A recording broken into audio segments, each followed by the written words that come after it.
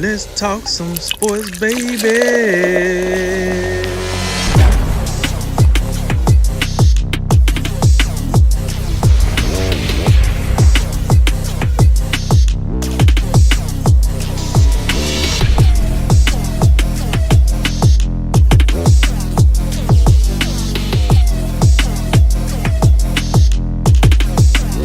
And remember, make tomorrow better than today and make today better than yesterday. And you know what we gonna do. We gonna holler at you until next time, baby.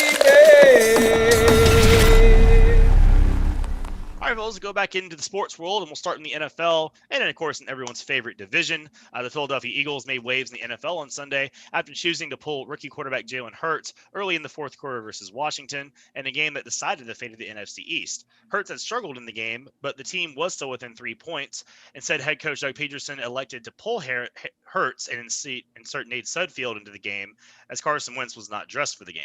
Sudfeld was unable to rally the team, and they lost to Washington, who in turn won the NFC East and secured that playoff spot. This was met with some dismay by not only Eagles fans, but also the New York Giants, who would have instead went to the playoffs had Washington lost. So, Jay, was this brazen tanking of a rival, or simply a think tank gone wrong? Oh, wow. We've seen, I think in recent memory, when you talk about tanking, I must say, I really think we've seen much worse than this. We only have to, remain in the same city of brotherly love and just go back a few years, hit the rewind real quick, bring back Sam Hinkie, and just, there's tanking.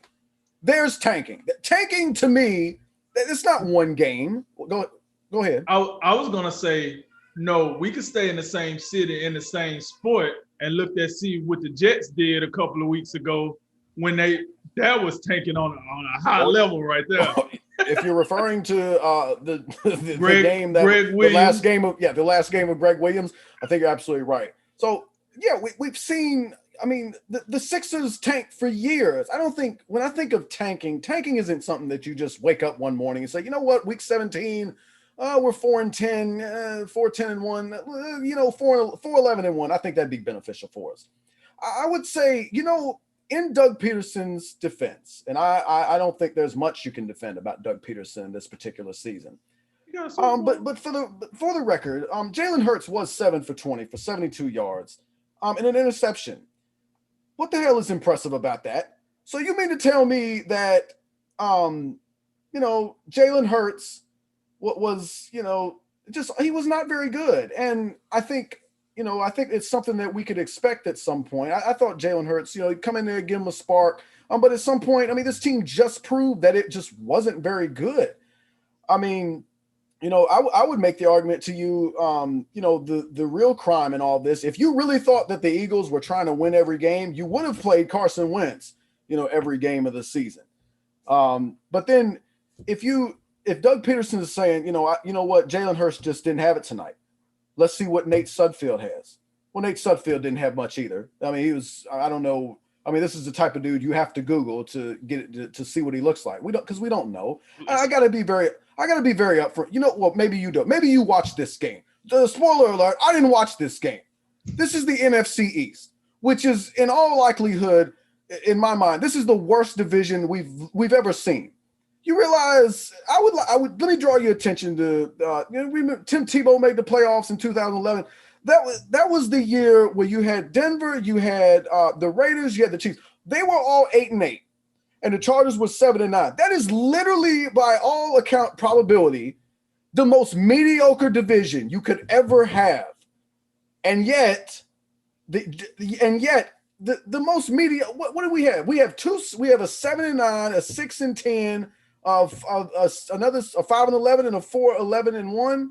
Do you realize if the Eagles had won this game, you would have had 3 6-10 teams and a 5-10-1 team. Do you know how hard that is to pull off?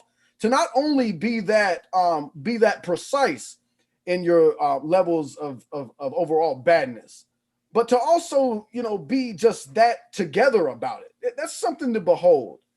The really interesting point to me in all of this much more than what took place with the Eagles and the old football team, which I have a new name for them, and I think I'll for the sake of time, I'll reveal it to you on Friday. But the New York Giants, their response to all of this was quite interesting. And all you have to do is you just have to hit social media at some point and just take a look.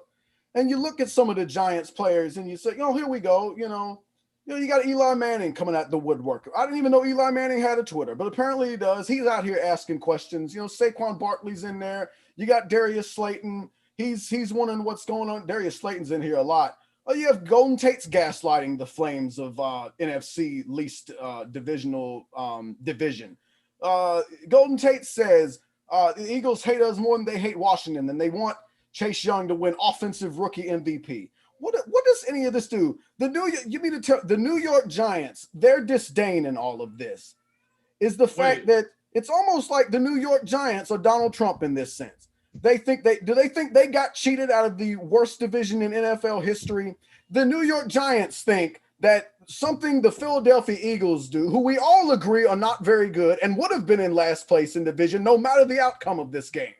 But the the playoff hopes of the New York Giants, they hinged on the fact that the Philadelphia Eagles could come out in the very last game of the regular season in the NFL, which is a sham in itself, by the way. Who the hell made a decision that the last Sunday night game would be two teams from the worst division in football, that only one of them was even in this? Why couldn't we have the Cardinals and the Rams? Has anyone ever stopped to ask that question? No, probably not. But I just don't understand. The New York Giants showed up. They is big mad over that. The Giants players, are they mad that they didn't win more than 6 games? This is what happens when you start out 0-5 and you just win more games. Give me a 7-9 team that is complaining today that they didn't make the playoffs. How about the Vikings? Is anybody in Minnesota complaining that they didn't have the fortune of playing in the NFC East? Where are they at? And let me get to Joe Judge very quickly before I turn it over. And I do want to say it's very easy in this age, and you see it recently. You see it with leaked phone calls by the Washington Post. There could be a 60-minute phone call, and good and well there's only going to be a 1 to 2 minute special that someone's going to hone in on. And it's the same thing with Joe Judge. Joe Judge had a lot to say in his press conference, and he actually, to his credit, after reviewing the facts, he took some responsibility and said, we're out of the playoffs because of what we didn't do. But at the same time, I don't want to hear the crying about, Philadelphia really disrespected the game of football and the integrity of the game. I've just never seen so much. I've never seen a 6-10 team whine so much. Well, if you want to make the playoffs, win more games. Where are I don't believe the Miami Dolphins are complaining today. The Miami Dolphins went 10-6. They can't find their way into the playoffs. If the Miami Dolphins had figured out a way to beat Buffalo, the Indianapolis Colts would have been out of the playoffs at 11-5. I don't know if they'd have been crying about it. But the New York Giants, it's just unbelievable. It really is unbelievable how the New York Giants are the real victim in all of this. It's shocking to me. I agree with Jay. It is shocking that the Giants want to play victim. Really? You should have been playing victim when you was giving away money to Eli Manning in his last couple of years. But that's neither here nor there. Listen, this was brazen tanking by Dougie P, right? He wasn't trying to win this game. Listen, this was blatantly. This is about as blatant as the security job that we just talked about in the last segment. This is blatant. First of all, for what Jay said, Jalen Hurts was not having the best game in the past game, but his legs was very effective. The game was still a winnable game when he decided to pull Hurts. And then you pull Hurts for Nate Sudfeld that you say, I want to see what we had in Nate Sudfeld. How many opportunities have you had to see what you had in Nate Sudfeld? Matter of fact, if you really gave a rat's ass about what you had in Sudfeld, you wouldn't have drafted Hurts. But hey, whatever. Let me see what we got in Sudfeld, right? I'm trying to win the game. Are you really? Because I sure didn't see Deshaun Jackson. I didn't see Alshon Jeffrey. I didn't see Fletcher Cox. I didn't see. Well, we don't see those two fellas on most occasions, to be fair. Right. But they even further my fact, they was healthy scratches. So they gotta save them for next year. They gotta save them. They tired? Nah, they shouldn't even be on their roster next year. But were they tired? Like what do you say? Oh, you saving them for the playoff run, huh? Tell me how they went for you, Doug. How they show up for you. So clearly, it was very evident that Doug P was not trying to win this game. He was trying to make a stunt. Let's say why. Why would Doug P outright lose this game? Well, it's the difference between 4 draft spots. Either you're going to draft number 6, which what they have now, or you would have won the game, you would have drafted 10. 6 give you a little more room to move up a couple of spots to get a guy that you really want, whereas 10 is going to cost you. It's going to cost you. So I feel Doug Pederson knew what the hell was going on here. The Eagles ain't going to the playoffs, so what the hell do I got to lose if I blow this game and move up 6 spots? This was blatant. He wasn't trying to win. There's no way you could convince me he was trying to win, because if he was, his best players would have been on the field, and they wasn't. Instead, he put the game in the hands of Nate Sudfeld. What do you know? What a closer. That guy's a closer. Not only that, the other play that let me know that he really wasn't trying to win was when he went for it on like 4th and 3 or 4th and 5 or some trash, when all he had to do was just kick the field goal. And the score would have been 17-17. Instead, they don't get the conversion, and we know how the rest of the game go. So, yeah, man, answer your question. This was brazy tanking by Doug P, because I got a Super Bowl. Can I say this whole division is a disrespect to the game overall? This story is just funny. I know we were going to talk about this today, and I knew what had happened. I watched the end of that game. I don't really feel like, one, if you're going to Nate Sudfeld, how is that any better than Jalen Hurts? I know the guy was struggling, but it was still a 3-point game in the 4th quarter. If this guy is so good that he replaced Carson Wentz, so you're about to eat an albatross of a contract. Like, you're eating an albatross, eating another albatross of a contract. Why would you not leave him in the game? I mean, I'm reading through this article after the fact, and they're talking about, well, we were resting players, and we had planned to put Nate in the game all along. What? Yeah.